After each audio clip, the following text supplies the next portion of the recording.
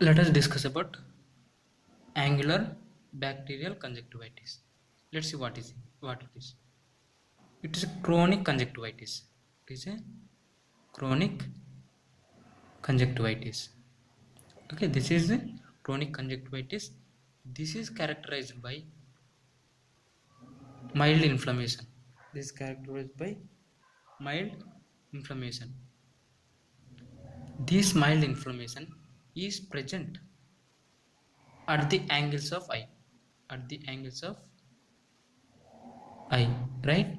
So these are eyes, right? So these are eyes, right?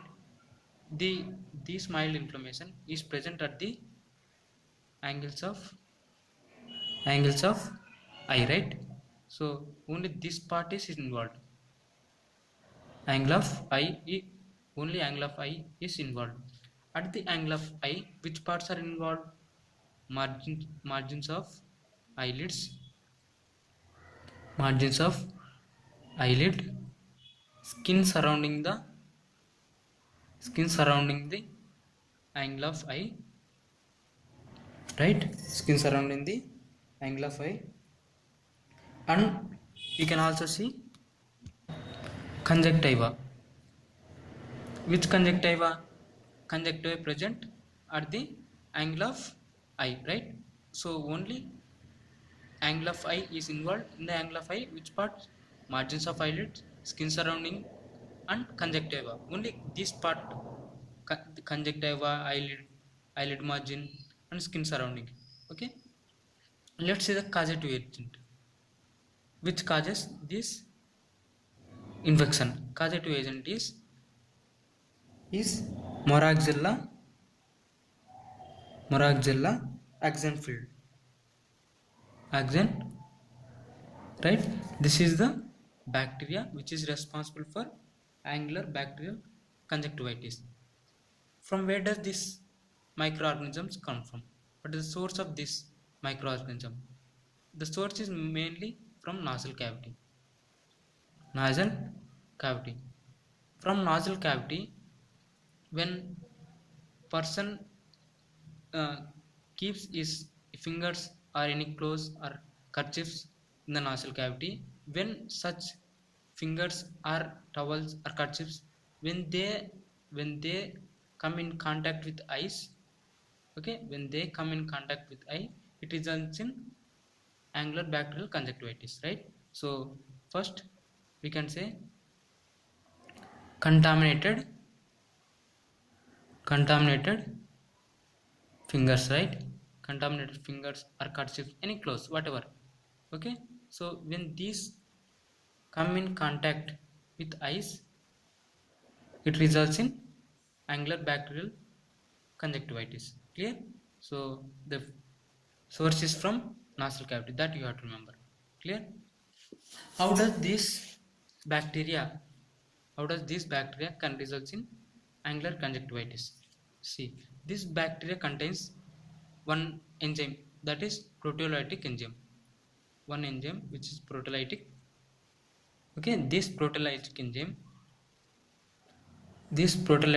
is produced by this bacteria. This enzyme will get accumulated at the angles of eye, right? Will get accumulated at the angles of eye. This enzyme, what it does is it causes maceration. It causes maceration of skin surrounding the corners of eye or angles of eye. Due to this maceration, it results in inflammation, right? It results in inflammation at the angles of eye. Due to this inflammation, what we can see? We can see hyperemia of conjunctiva at that angles. Okay, hyperemia of conjunctiva,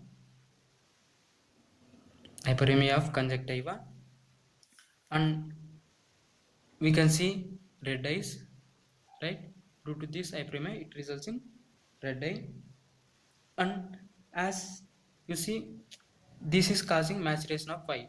maceration of skin, right?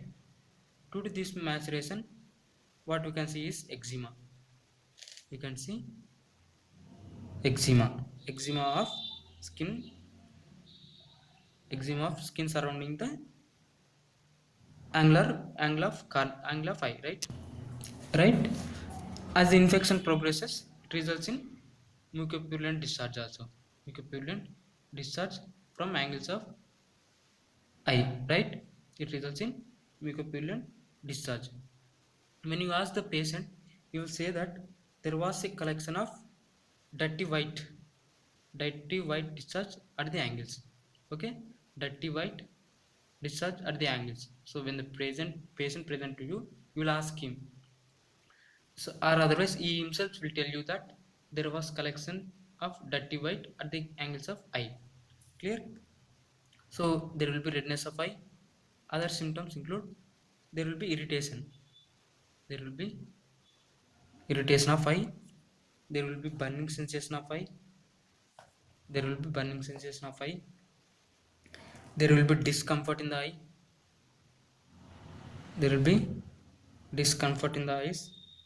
Okay, and there will be hyperemia of eyelids also. Hyperemia of eyelids. Hyperemia of eyelids. And you can see excoriation of skin surrounding the angles of eye. Excoriation of skin surrounding the angles of eye. Okay, these are the signs and symptoms. So what if we don't treat this condition? What happens if you don't treat this condition? If you don't treat this condition, it results in blepharitis. It can lead to blepharitis. Or as the cornea is very near to the angles of eye, it results in marginal catarrhal corneal ulceration. Marginal catarrhal corneal ulceration. Okay, ulceration. So these are the complications. These two are the complications. One is blepharitis. Second one is marginal catarrhal corneal ulceration. These two are complications. Clear? So the next one is, how will you treat this condition? Treatment.